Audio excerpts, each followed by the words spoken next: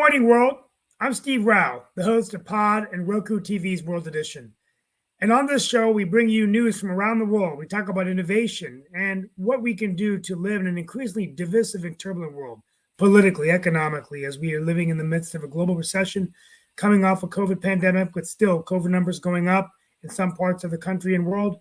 And we want to begin today. We have a special guest. Couple of points today on the show. I greet you live from North Carolina, the eighth largest state in the union, here in Morrisville, my hometown.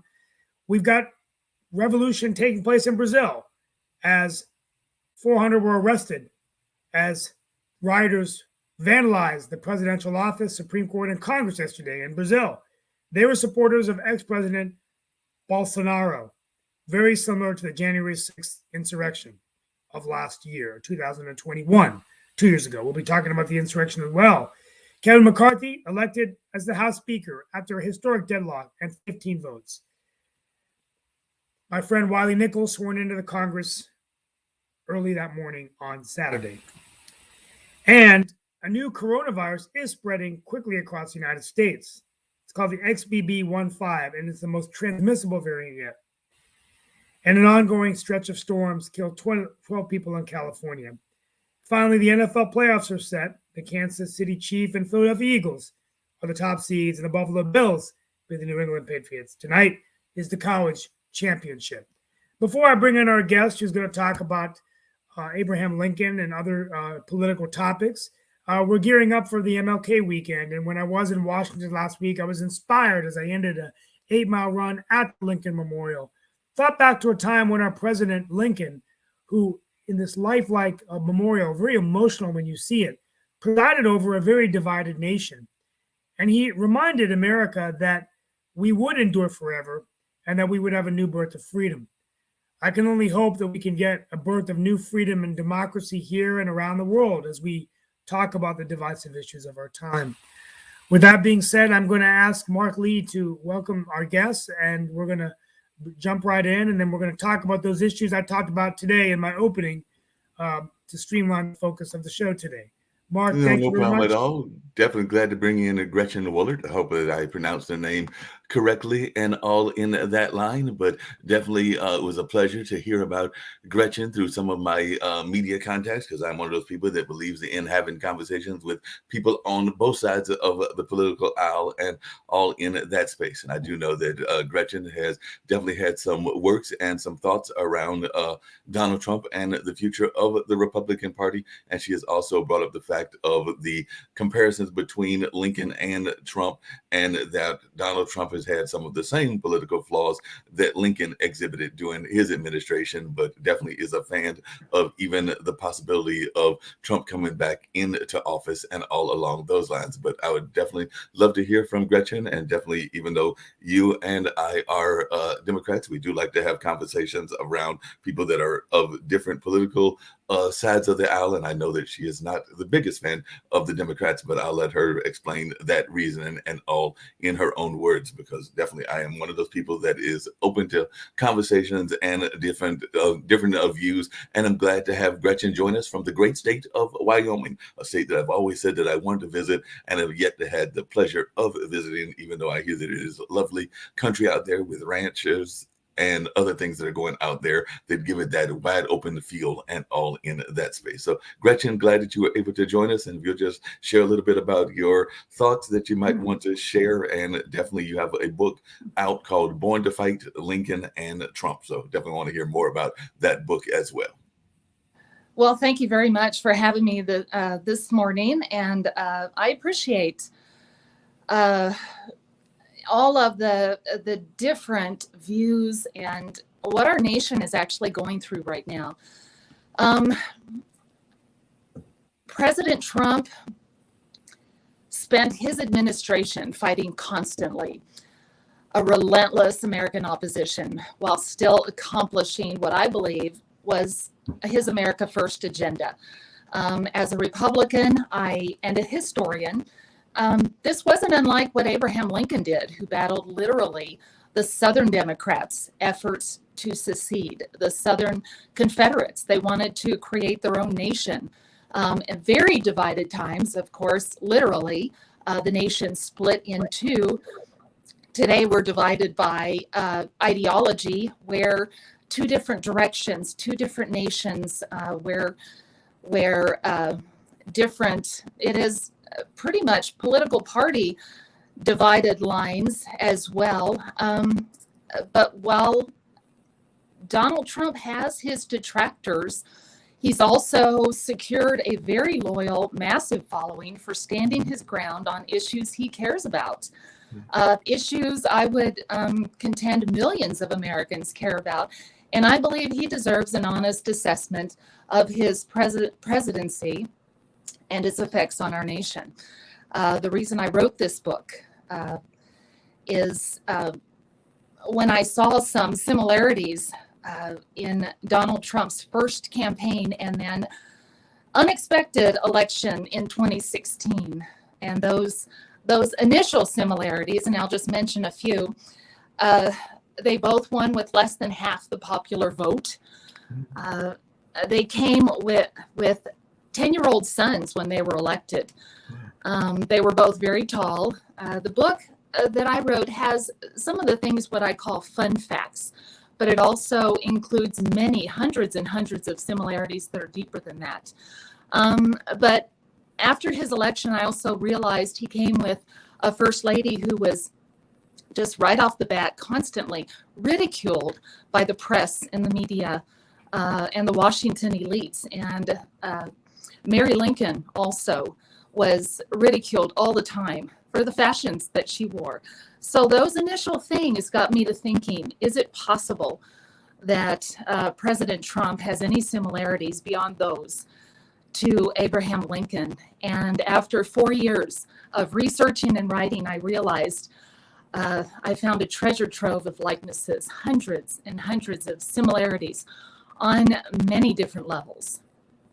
Yeah, that makes a lot of sense. One of the things I was curious about, and I'm definitely going to bring in some of my other panelists as well, is that some folks would argue, and I might even be one of those that would argue as well, that both parties have been kind of, I won't say, well, I'll use the term commandeered by the money side of politics, as well as by kind of the what some people would consider the fringe element. We saw kind of what happened with the Speaker of the House and the negotiations with the Freedom Caucus, and some people would say that there's even been that in the Democratic Party with the AOC side of the Democratic Party. So I just wondered, do you think that there is a fair statement that some of these groups that are power groups have taken too much of a control in the political system and all in that side? And I would say that both on the right and the left that is taking place, but I don't know whether you would agree or disagree. Well, as a historian, I would absolutely agree. In history, there are radical elements of both sides of the aisle. Yes, AOC is radical left. There are also what others call radical right. But in Abraham Lincoln's time also, there were those radical elements. Abolitionism, wanting to get rid of slavery, was an extreme radical position. And it took decades for that to become the norm and to finally become what divided the nation. It escalated into that. And today, I would contend that what is so disheartening in politics today, and you touched on it, was the greed, the power, but it's not, you don't see it in these radical elements so much as you see it in the revelation of how deep the state is and how elements of our government are supposed to be unbiased, and yet they seem to be for one side or the other. They seem to be wanting to eliminate one of the censoring, squashing, crushing, getting rid of the political viewpoints of their opponents for the convenience of having their own agenda out there unchallenged. There are some elements of that, and that wasn't unlike Abraham Lincoln. There was no unbiased press in Abraham Lincoln's day. If you were a Democrat, you took a Democrat paper. Periodicals were Republican or Democrat, and there was very little that was it wasn't called unbiased. And the extreme division in our nation today, it's taken decades in order to become this divided. There is very little in the center politically that people can agree on. You are either on one side or the other. And that literally was how the Civil War played out. And everyone, even those radical elements, Abraham Lincoln had a difficult time, just like in our republic and what happened with the House. I would contend that the deep state, those Republicans who were just automatically voted for the speaker, and then you have this segment. And I know all the media, all of the bashing, but as just an ordinary American, I appreciated that these 20 Freedom Caucus members used the power that they knew they had in order to accomplish some things that the people see the government as being completely disconnected. They're no longer accountable to the people. Government of the people, by the people, for the people. It's, as a Republican, we see it slowly disappearing. And even rhino Republicans, we call them rhinos. They're not real Republicans, just in name only. What Mitch McConnell has done in the midterms in actually actively working against Republican candidates, in that from a ordinary people's perspective, I appreciated those members of Congress, those new ones, standing up for, wait, we're not just going to vote for you, McCarthy. We're going to make sure that we're putting some of the power, and we saw it, putting some of the power back into the hands of the people. And then Donald Trump came in and sealed the deal. He made it work, and hopefully everybody will work together. But Republican Party, it's like Lincoln said. He wrote about it. They're divided. They don't just lockstep together. Yeah, So. no, definitely not that going on lockstep on either side. I know that one of the other things that you've talked about, and we've actually brought up on this show, is a decline into socialism and things in that space in the United States. So I'd love to hear your stance on that and the reason that you think that that's the direction that we're heading. And of course, I'm going to bring in one of your fellow Republicans, none other than Chris Greco, and see some of his views and thoughts. And he may have some questions for you. And I know that Steve probably does as well. But I'd love to hear some of your thoughts around the direction of the country. And if you could also share a little bit about how the nation as a whole is viewed. I knew you're just one person, but in that Wyoming area, because like I said, it's a part of the country that I have not had the pleasure of visiting, but I do know that when I think of Wyoming and Montana, usually y'all are very independent minding folks in that district and in that area of the country. That's always the impression that I've got of that area, but I'd love to hear your thoughts. Is that is a correct perception or not? Well, Wyoming is, we love Wyoming. We are the least populated state. We have more antelope than we have people. We don't have, our cities are not large. I think we have 500,000 people in the whole state. But we do pride ourselves on, we're called the equality state. I taught fourth and fifth graders for years, Wyoming history. And we have some incredible firsts as far as freedom and equality. We were the first to allow women to vote. We are a very red state. However, it's very difficult to become elected if you are a Democrat. And so we have this unusual thing in which everyone is a Republican who wants to legitimately have a shot at becoming one of our state leaders. And so we don't really know if they are truly with the Republican ideals until they are in there and they start voting. And so that's one thing that we have to be careful of. We're not as red as one would think, because we do have some elements in our legislature which are moving us into a more liberal direction. We are the state that used to be of Liz Cheney. I don't think she ever really lived in Wyoming. She lives in Virginia. However, she was our representative until she, what Wyoming believes, she betrayed our state by presiding over the January 6th protest about the 2020 election. And what that January 6th committee, our perspective, has become was just, she talked about in her concession speech, and this may be the most telling, is she talked about freedom and the Constitution and standing up for it, but it was completely empty rhetoric. What Wyoming saw about the January 6th committee was as a fake narrative, as a kangaroo court with one objective, not the truth, but to take down Donald Trump.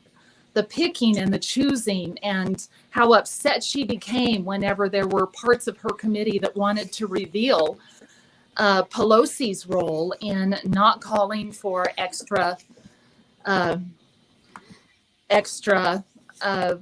officials to protect the Capitol, and also her desire to take 14,000 hours of video and bury it for decades. Why not just release it so we can see what really happened? The collusion and censoring of big tech to hide what we want is the truth. Wyoming knew it was not the truth, and we told her that it was not the, and we told her in high style, she was not beaten, she was stomped. And that's exactly why we elected Harriet Hageman instead of Liz Cheney. That makes a lot of sense. I So know that Steve, you have some questions. Chris, go ahead. I know. Mark, I got her. I have Ms. Wallert's website on my share screen, so she can. We can talk about that. I mean, she can put that up there. But I think it's important. A couple of things. First of all, I wanted to know what your what your opinion was of Liz Cheney. I think the bottom line on this whole thing with January 6th, calling an insurrection, whatever else, there is now a situation in Brazil that's happening that they are now comparing to January 6th. Bolsonaro's people have basically stormed the parliament. But the bottom line is this, is that, and I think Steve would agree because he's a lawyer, is that you have to have evidence. And the evidence is that everyone sits there and says they were Trump followers. Why were they how were they Trump followers? I'd like to know, because they were carrying a Trump flag and they were wearing MAGA hats. Well, guess what?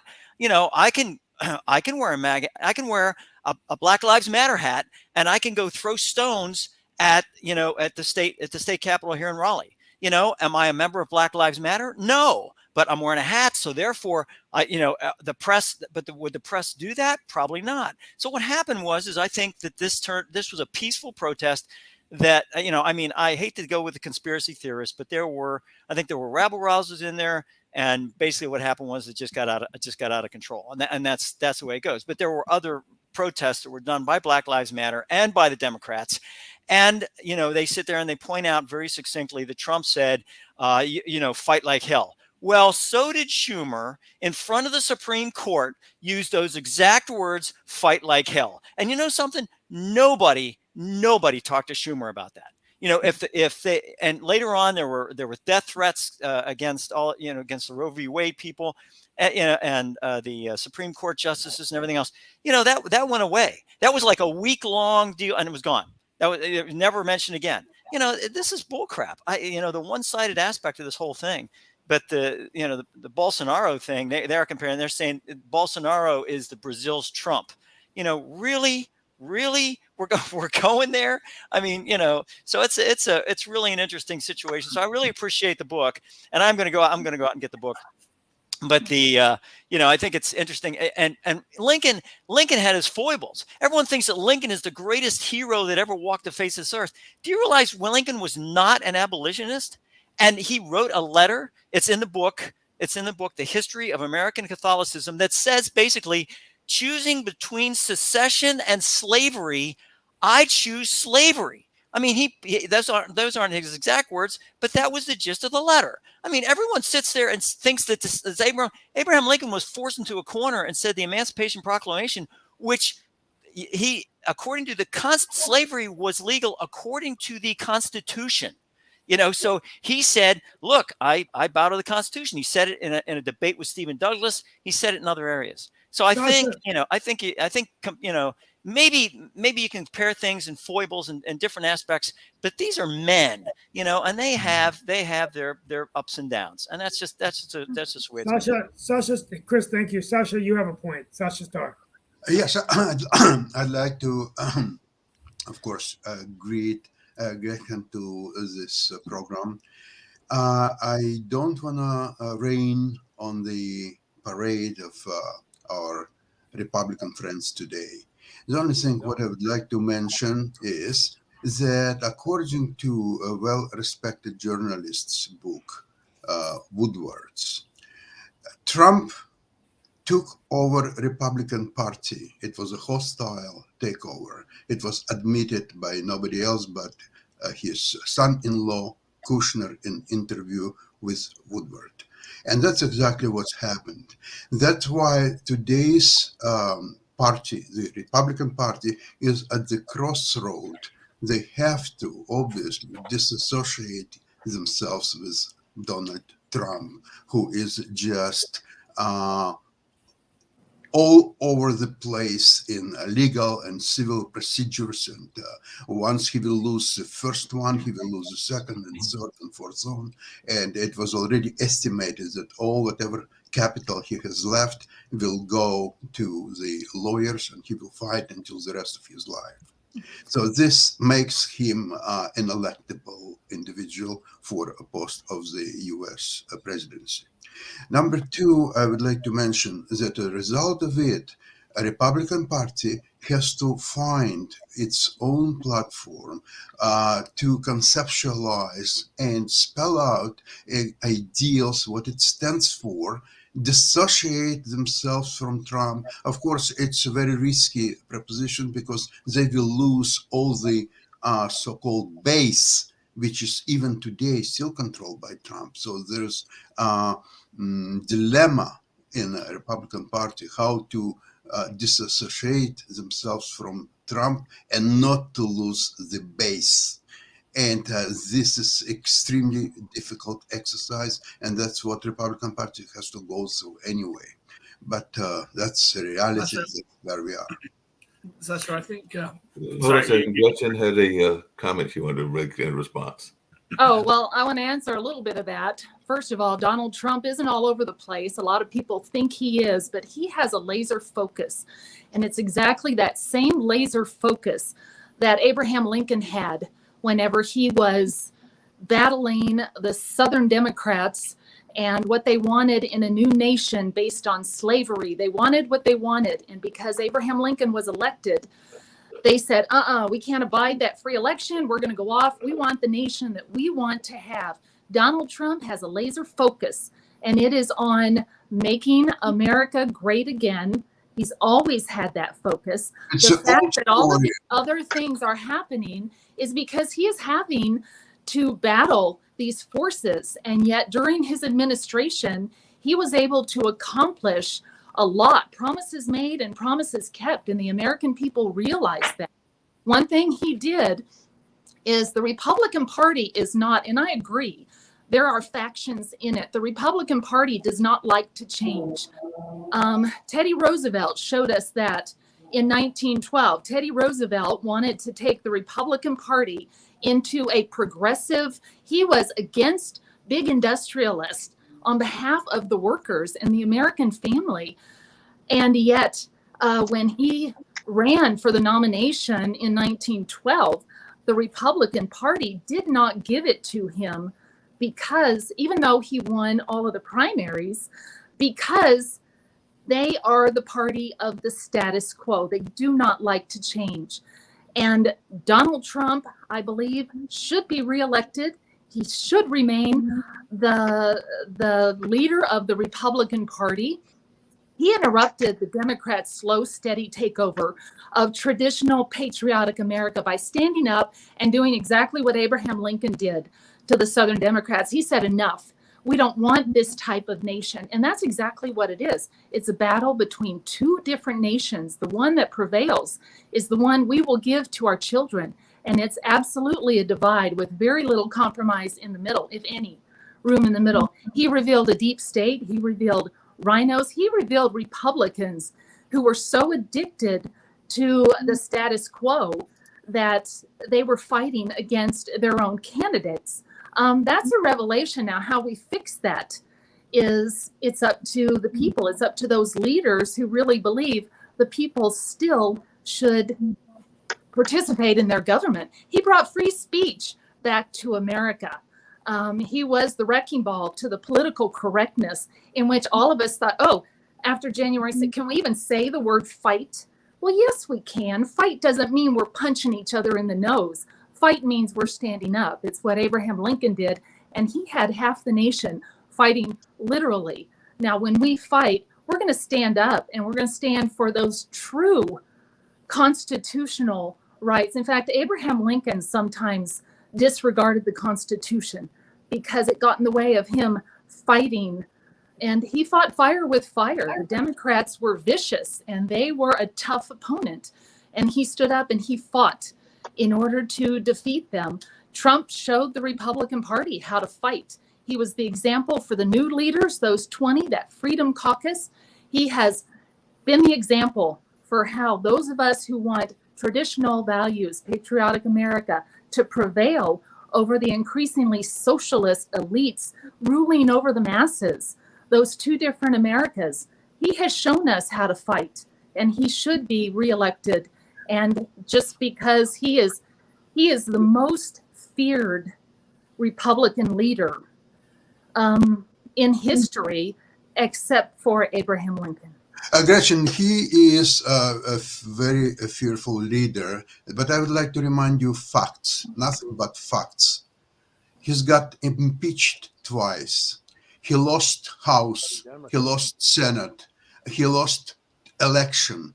He lost everything, whatever is there to lose. I'm not talking about his financial dealings and everything else. Okay, it's all up to you to dig it. There are enough material exist for any curious people, and a lot of people who are undecided and will actually. This is a force which will decide next election whether you want it or not.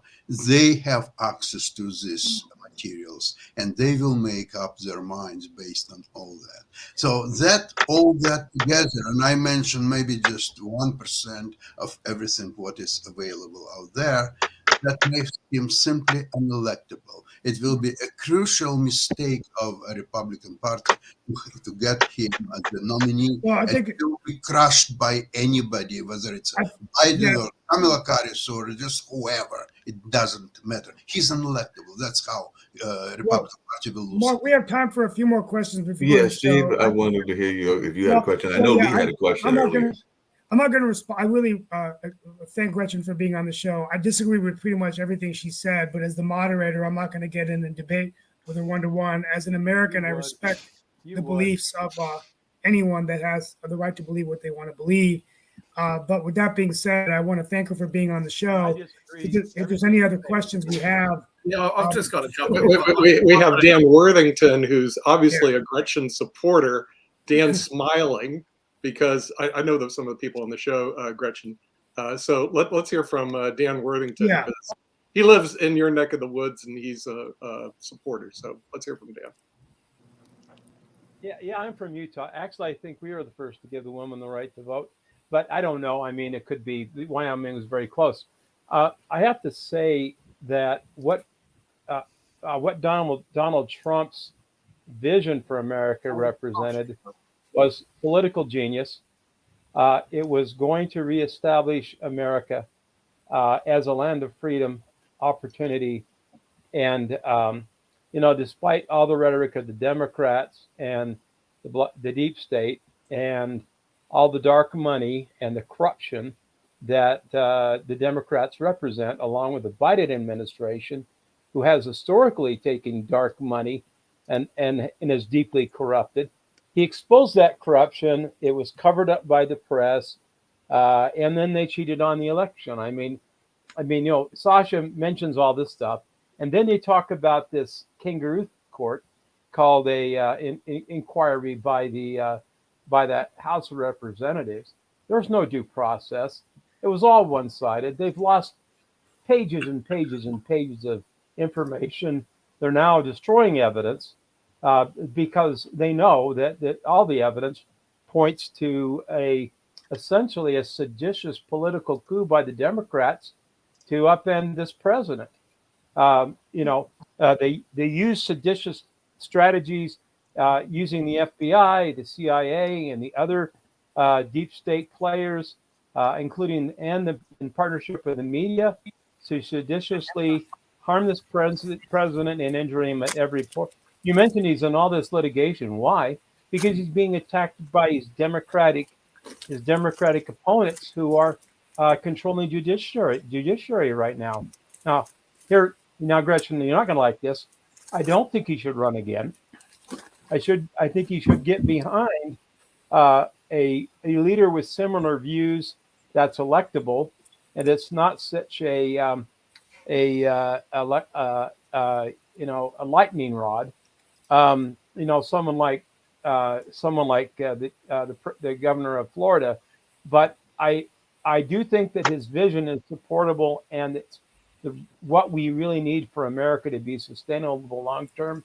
Everyone prospered under Donald Trump, except when the Chinese decided to attack us with the virus to destroy our financial institutions and to destroy the world, basically for financial gain. That's when, and I think that probably the Democrats were involved in that.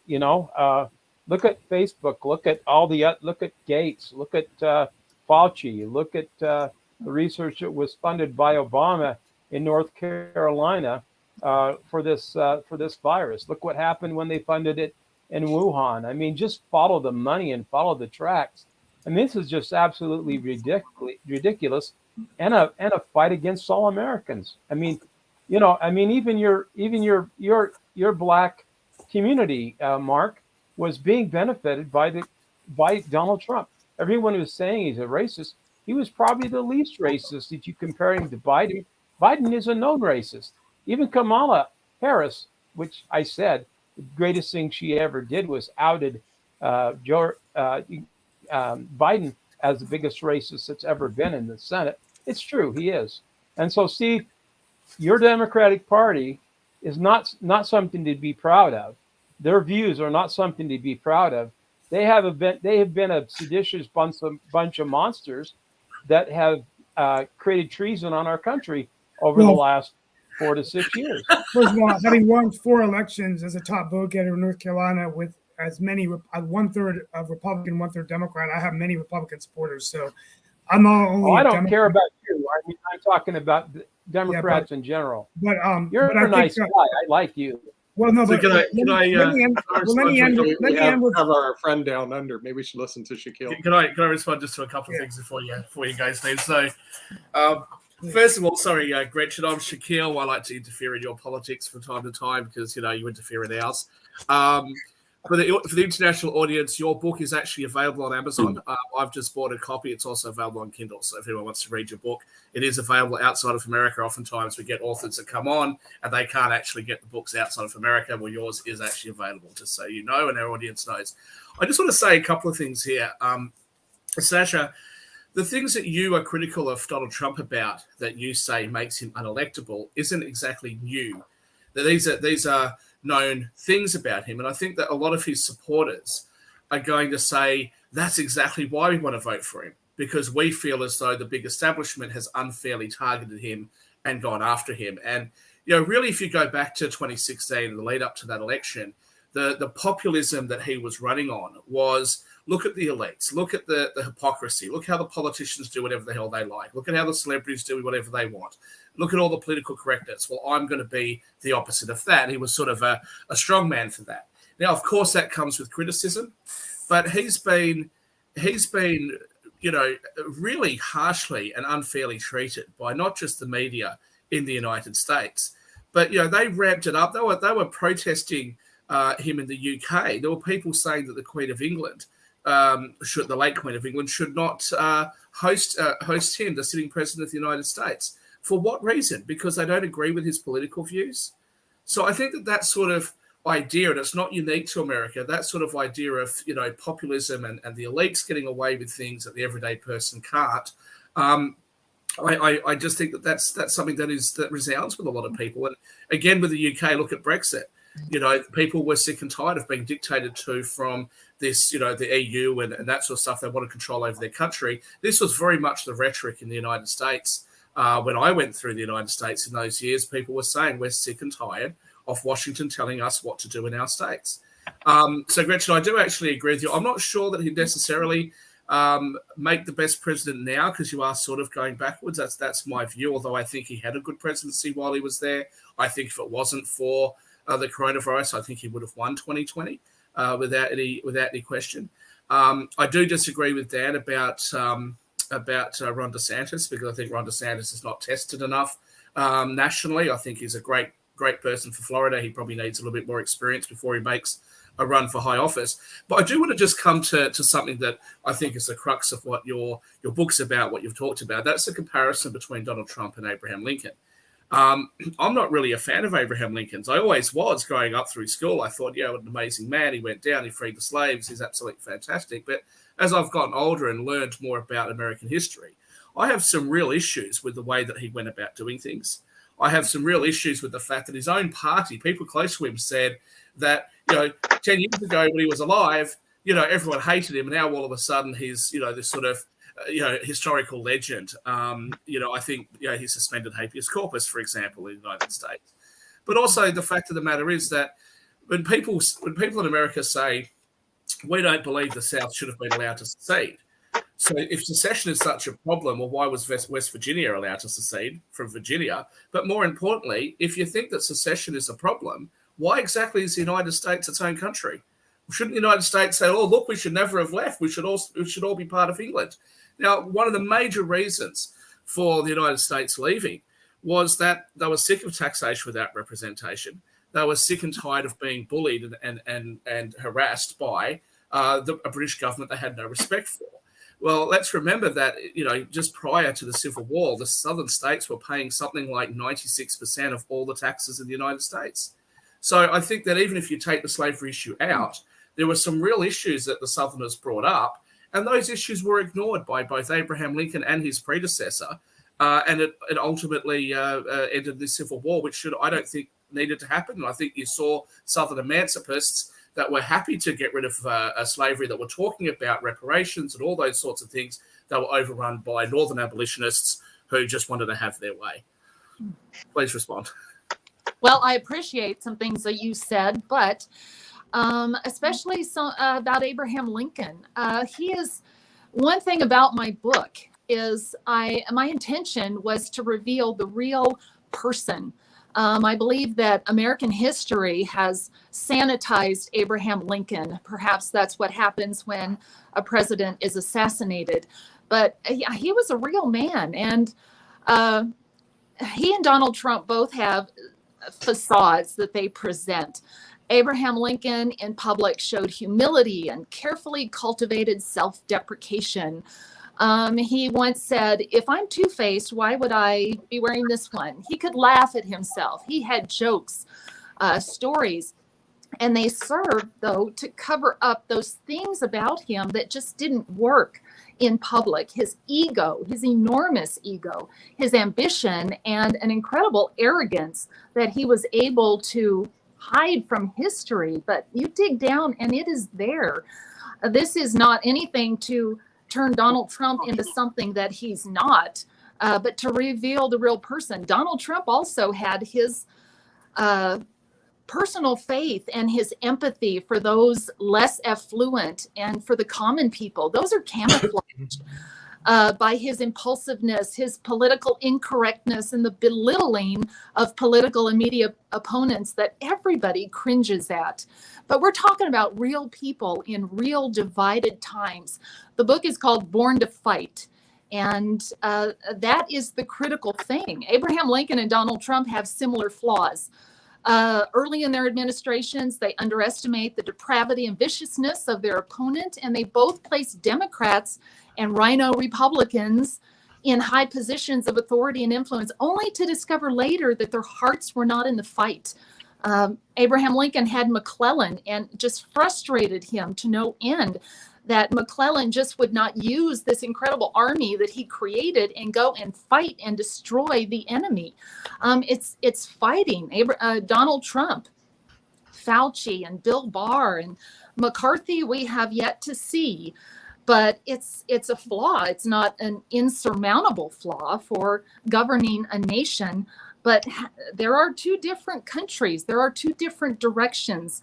And having a fighter stand up and tell America that, yes, we still have those rights in the Constitution. When it's being discussed by the liberal left, it's empty rhetoric, because the Constitution has those things that, how many have read the Constitution? Here it is. It's this itty bitty little book. I've actually got the same. You have three lawyers on this panel. That doesn't necessarily mean you understand the Constitution. It just means you're a lawyer. I supported and defended it. You know. Let me just say. It is a You talk about document. You know, I know. I bought your book. Right to petition I also the bought your book. government 4.7 for on grievances. Amazon. The right You to talk about- peaceably you talk about assemble. McClellan. All He those are was- very easy. Hold on one second. You talk about McClellan. Now, he was actually trying to, in my opinion, I wasn't there, obviously. He was actually trying to maybe calm down Abraham Lincoln a little bit instead of making things worse in the South. But I just want to come back to this constitutional issue of January the 6th, because I hear Americans, the liberal left, the liberal media, and other people, even people that come onto our shows, talk about how this was an affront to democracy. But Americans have been saying that democracy is under attack under various presidents for 20 years that we've heard of outside of America. So there's nothing new there. But I do want to ask this question. If an electoral candidate feels as though there was something untoward in their election, what are they supposed to do? Is asking for that election not to be certified reasonable? Is that constitutional? Because let's remember that once the election is certified by the electors, there's no going back. You could actually prove it beyond any doubt whatsoever that the election shouldn't have occurred the way it did, or there was something that was wrong with it. But once it is actually certified, that's it. It's game over. So I would wonder why Americans, especially left-leaning Americans, are suggesting that this is an affront to democracy. If that's the actual process that you have, that's the reason why you have the ability to not certify an election. It hasn't happened, but that's why you've got that process there. And that's the nature of our division right now. And one of the similarities between now and the 1860s is how incredibly polarized America has become. When one political party has the mainstream media, they also have academia, ideology in the public school systems and the universities, favors one of the political divisions, one of the sides, that has an incredible effect on the normal working of our founding documents and how it is supposed to be. And whenever every type of, we are conspiracy theorists. And one thing that Democrats and liberal left do is they label. And you call them racist, you call them fascist, you call them everything that you are, you label them so that they are crushed, they are censored, they are squashed. That's not really an American thing, but the American left resembles a lot of things in history. It's about history, our history, the history of the 1930s in Europe, in Germany, You can see similarities with that. And I know some of my colleagues who understand the American right will understand this. There are things that Abraham Lincoln came across that were completely different. The Southern Democrats seceded. Why? Because they were fighting for their liberty to keep their slaves. Hypocritical. There are things going on today that we're fighting for democracy and we want to shut down them. We want no due process. We don't want them to have a voice. We want to label it as insurrection. It was a walk-in. There was one person who was shot, Ashley Babbitt. And why she was shot, we don't know, because they will not. J6 didn't question anything like that. They weren't even going there. Liz Cheney was on a personal vendetta because of her hatred of Donald Trump, very similar to Hillary Clinton's hatred of Donald Trump. And why do they hate him so much? Because he stood up. Why did they hate Abraham Lincoln? Half the nation hated Abraham Lincoln. Why? Because he stood up and said, we're not going to let you have your own slave nation. You can't leave the nation. A lot of Republicans said, what can we do? We can't stop them. Abraham Lincoln said, we're going to stop them. They just can't do it. And it's standing up. It's our national anthem, stand up. And if we're going to be the land of the free and the home of the brave, we need to get braver people in the Republican Party to fight the socialist, liberal left way that they are, they have the upper hand. It takes 2 years for truth to come out. But that's a travesty. My closing analysis, I agree with you that I think that definitely as a moderate Democrat, I do believe that the party has been taken over by a way too liberal of a faction. But in my opinion, I think the Republican Party is doing it all wrong by, the best thing that could happen right now for Joe Biden, if he does run again, is, and the polling does have Biden beating Trump, and it's not even close, is the divided, what Donald Trump has done. Even Newt Gingrich, who is the architect of the modern conservative movement, has said that the Republican Party is in the worst shape it's been in for 60 years. If it takes 15 votes to elect a Speaker of the House, how will the Republican Party unite to fight on the issues that matter, even if they don't agree with Joe Biden or not? I think Donald Trump is, he had an opportunity and he lost the opportunity. He could have brought America together. He could have been an outsider. He never got out of the campaign mode. He was voted out of the presidency in an election. And Biden has COVID was the part of country that. together, has he? Well, I think Joe Biden has not succeeded in certain areas like. No.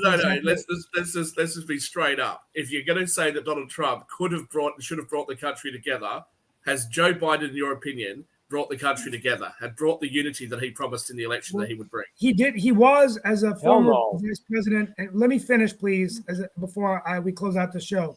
I do think Joe Biden was successful in bringing the country together on a solid vaccination strategy. I think he was successful in the American Rescue Plan, the infrastructure plan.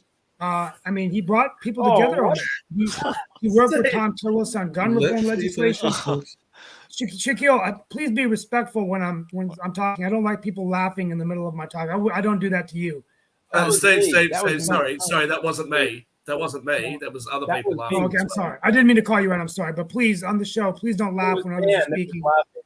It's just Steve, I think it's also Chris. Well, it's disrespectful when you're on the show. And definitely go ahead and make your point. I do also know that Lee, for a while, has been wanting to ask Gretchen a question. So I do want to get to Lee before we close out in the next 10 minutes and everything in that nature. So if you have some more comments, go ahead. But I do know Lee has been waiting to ask. No, we'll let Lee. But my thing is, I think that we can all go around the room and say that, one person wasn't successful. Yes, there were some good elements of Donald Trump's vision. He wasn't able to really execute that vision, and he was voted out of the presidency. Yes, I do think the media has been a bit unfair towards him. I'll agree with that. And I think that this whole political division, where both arguments are from the extremes of either party, has made it very difficult. Gretchen is going to believe what she's going to believe. Shaquille's going to believe what he's going to believe. That's fine. But I think we should get back to a point where we're listening to each other and the government can actually, move things forward. But That's just my opinion. But I do believe Donald Trump will be the nominee. I think he will be defeated. I do not think he will be reelected president of the United States. That's just my opinion. But anyway, we'll go on to Lee. Lee, what are your Lee. thoughts? Okay, speaking of Steve, thank you very much for your words about listening to each other. Gretchen, thank you for coming. Now, I don't want to talk about Trump so much, but thank you for talking about Abraham Lincoln, who was probably one of the most talked about presidents and like presidents in history, how much he wanted to heal the country after what was a vicious civil war, so much that he had as his cabinet, his vice president, Andrew Jackson, and also how he treated the soldiers from the Confederacy, and compare that to how the January 6 people are being treated by this administration. Andrew Johnson, Lee, not Andrew Jackson. Andrew Johnson. I'm trying to think. Andrew Johnson, I'm sorry. I apologize. That's okay. Okay. It's the Andrew part. All right. We're on first name basis. Okay. Back then, you didn't choose. You didn't campaign and select. You didn't select your vice president and then campaign with him like we do today. It's pretty much selected by the party. And the party selected a Democrat, Andrew Johnson, to be Abraham Lincoln's vice president. From the South. Yes, he was from Tennessee, I believe. And it was just a slap on. It's not unlike today. Do we think anything? Does the vice president really? They're not as respected as perhaps they should be, and definitely not at all until we consider, or until it actually happens, that the president dies and then here is the president. Teddy Roosevelt, that's how McKinley was assassinated and Teddy Roosevelt became president, and he ended up being a very exceptional and strong Republican president. But again, the Republican Party is the entire dynamics of our nation has not been this divided since the Civil War. And I'll say our nation today is every bit as divided as the Civil War. There is no common ground in the middle. You say, well, Americans want freedom. They want families. They want good economies. And yet, where do we find any politicians working towards the good of the nation? Our Constitution is meant for certain things. The preamble, we were supposed to memorize it, but this Constitution is to form a more perfect union, establish justice, ensure domestic tranquility, provide for the common defense, promote the general welfare, and secure the blessings of liberty to ourselves and our posterity. I would contend that the direction that the liberal left is moving is every bit as dangerous as where the Southern Democrats were in seceding from the Union. They want their kind of nation, and they are battling to do it. And they are exhibiting more National Socialist German Workers' Party techniques in censoring and crushing, using the FBI and the IRS and the CIA and all of that as the strong arm of their party. What is the truth? We don't find out for 2 years. That gives the Democrats an incredible advantage because the burden of proof is on Republicans. There's two narratives. Well, there's a narrative and then there's the truth. That's what we have to get to. But Abraham Lincoln used whatever was at what he thought would help him win the war. That was his laser focus, to make America great again, he actually had to conquer the Southern Democrats, and then he could unify the nation and bring it back together. So the division today is not, I don't think, any less serious for the future of America as it was to Abraham Lincoln. Gretchen, I know we're getting ready to wind down, and I know Sasha's got a point to make as well. But as we wind down, I did have a couple of quick questions. One is, I know earlier you had mentioned about history and the nature of history and all in that space. And I know that even if we look at some of the Confederate leaders, a lot of times we will look at their flaws after the fact. I know there's been a whole conversation around Thomas Jefferson and some of the leaders of the Constitution and what they may or may not have done in the way of slavery and in the way of some of their political faults. And we've even seen that with some of our civil rights leaders. Like everybody knows that MLK has had his faults, as did Malcolm X and a number of others. So I was just wondering, is that something, because I know that your book does analyze both the flaws as well as the assets of Abraham Lincoln, and I think Donald Trump as well. So is that something that we should be paying attention to, and all in that line? And if I can just follow up with a second question, I was wondering, because as I'm hearing you talk about a pushback against the establishment, I don't think that it had only been strictly the Republicans that have done that, or Donald Trump. I would argue that William Barber was doing that with the Poor People's Campaign and with the Moral Monday protest in North Carolina. And I would even argue that to some degree, Obama was doing that when he ran for office and won as well. But I was just wondering, can you see that there has been some pushback from the left as well against the establishment? Well, there are ordinary Americans on both sides. And we see all the 24/7 news cycle. We see the political leaders, and they are, what they say and what he says and what he does. And then there's the everyday person who I'm sure there are more commonalities with us everyday people than there are with those leaders in what seems like a government that is moving further and further away from accountability of the people, by the people, and for the people, we would contend. But yes, referring to history, Thomas Jefferson had slaves. We know that many of the founding fathers had slaves. And you got to take history. You can't just pick some little thing out and focus on that, because history is simply people living and going through the times and the changing of those times, and good things and bad things. But Thomas Jefferson, in writing the Declaration of Independence, it was much larger when he sent it to be edited by the people who were his co-founders. But he had anti-slavery rhetoric in there. But in order to fight the Revolutionary War, they needed the help of those Southern Democrats. They needed the help of everybody. Of those, Southern slaveholding states, Georgia and South Carolina and Virginia. They needed everybody's help, and 56 men were not going to sign it if it said, we got to get rid of slavery first. It's one war at a time. Abraham Lincoln, if he did not conciliate to Kentucky and Maryland and Missouri and say, okay, we're not hardlining it against slavery.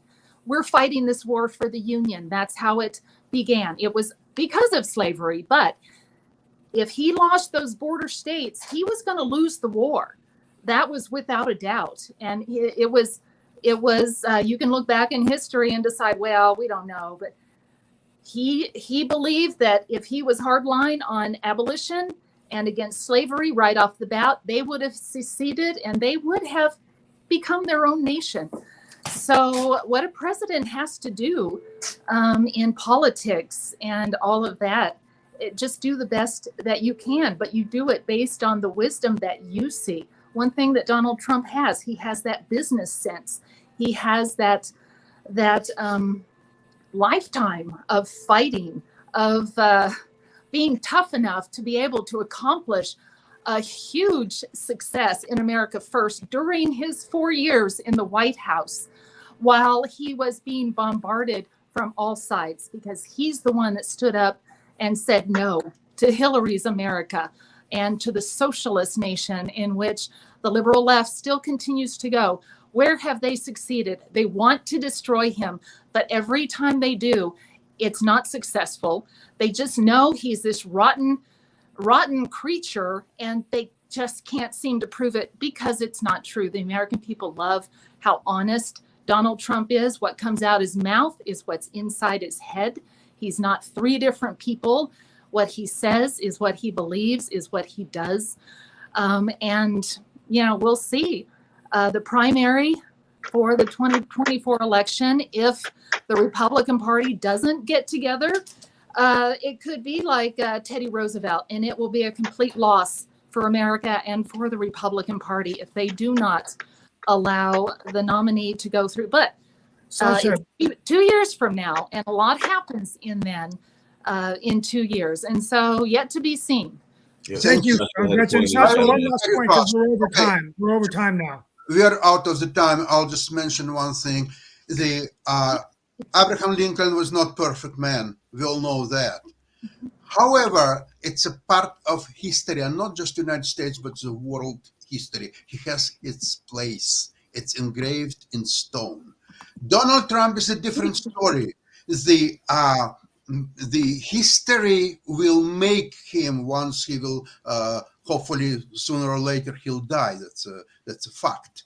Okay, once that will happen, then history will create its own opinion of what Donald Trump is. And I hope, Gretchen, that if you search someone like Donald Trump, please read all books written about it, all the facts. Don't come with the shining crown, the Donald Trump, what a great man. Oh, MAGA, we'll make America great again. Come on, this is not even half of the truth. It's not even a quarter of the truth. It's 1/5, maybe 1/10 of the truth. So please be objective. However, if it's your political inclination, and if you got supportive staff who wants you to publish this kind of book, then welcome, you've done your job.